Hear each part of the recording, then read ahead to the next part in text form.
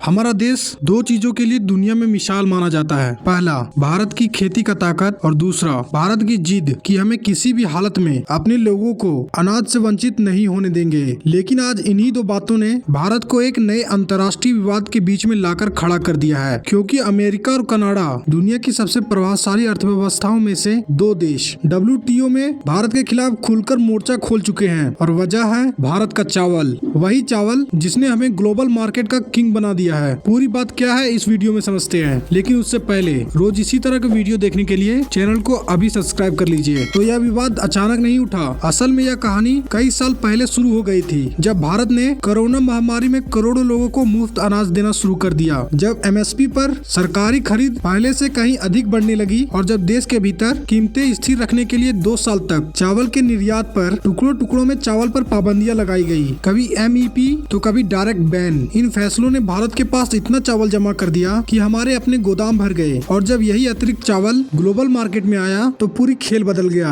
भारत अकेले दुनिया के 30 से 40% तक चावल का निर्यात करने लगा। यानी ना हम सिर्फ सप्लायर बने, हम दुनिया की प्राइसिंग सेट करने लगे। यही वह मोड़ था जहाँ कई देशों का संतुलन बिगड़ने लगा। अमेरिका और कनाडा दोनों देशों का कहना है कि भारत की नीतियाँ जैसे MSP, सरकारी खरीद, FCI स्टॉकिंग और एक्सपोर्ट पॉलिसी ग्लोबल मार्केट को अस्थिर कर रही है। उनका आरोप है कि भारत इतना ज्यादा स्टॉक जमा करता है और फिर अचानक निर्यात बढ़ा देता है, जिससे दुनिया में कीमतें गिरती हैं और उनके किसानों का नुकसान होता है। लेकिन भारत का जवाब साफ है, हमारे पास सरप्लस है, क्योंकि हमने मेहनत करके उत्पादन बढ़ाया है, ना कि इसलिए कि हम ग्लोबल मार्केट के साथ खिलवाड़ करना चाहते हैं। यही असली सवाल है और यह वहीं से शुरू होता है जहाँ अमेरिका और कनाडा रूल ब्रेकिंग की बात करते हैं। 3 बार वे भारत के खिलाफ WTO में काउंटर नोटिफिकेशन दायर कर चुके हैं। उनके मुताबिक भारत MSP से जुड़े सपोर्ट की वो सीमा पार कर देता है जो WTO ने तय की है। लेकिन भारत का तर्क बिल्कुल ठोस है, हमारी खरीद घरेलू खाद्य सुरक्षा के लिए है, व्यापारिक फायदे के लिए नहीं।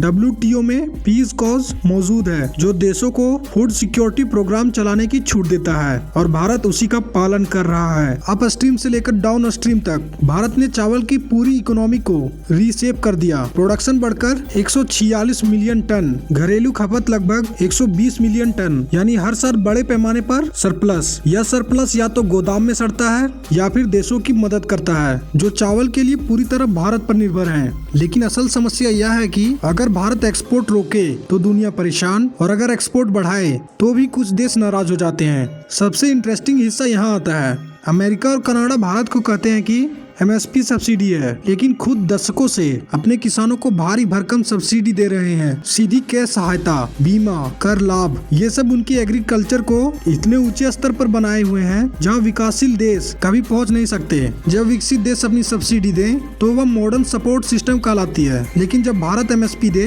तो वह मार्केट डिस्टॉर्शन बन जाता है। भारत ठीक यही बात WTO में याद दिलाता रहता है, क्योंकि यहाँ बात सिर्फ एक्सपोर्ट की नहीं बल्कि फूड सिक्योरिटी की है। भारत में करोड़ों लोगों तक हर महीने सस्ता या मुफ्त अनाज पहुंचाना पड़ता है। अगर MSP पर सरकारी खरीद बंद हो जाए तो यह पूरा सिस्टम ध्वस्त हो जाएगा। इसलिए भारत कहता है भूख मिटाना कोई व्यापारिक फैसला नहीं, यह जनहित का मुद्दा है। भारत ने एक और बड़ा कदम उठाया, अतिरिक्त चावल का उपयोग इथेनॉल उत्पादन में। इससे देश अपने ऊर्जा लक्ष्य पूरा कर रहा है। पेट्रोल में इथेनॉल ब्लेंडिंग बढ़ रही है और विदेशी तेल पर निर्भरता कम हो रही है। यानी चावल अब सिर्फ खाने का सामान नहीं, यह ऊर्जा सुरक्षा का भी आधार है। दुनिया के कई अफ्रीकी और एशियाई देश भारत के चावल पर पूरी तरह निर्भर हैं। जब भारत ने एक्सपोर्ट बैन लगाया था तो सबसे ज्यादा चिंता इन्हीं देशों ने जताई थी। जब भारत ने फिर से चावल भेजना शुरू किया तो इन्हीं देशों ने सबसे ज्यादा राहत महसूस की। लेकिन जो देश भारत से हेट करते हैं उन्हें दिक्कत होने लगी। उनका डर यही है कि भारत की सप्लाई से उनकी कीमतें गिर जाएंगी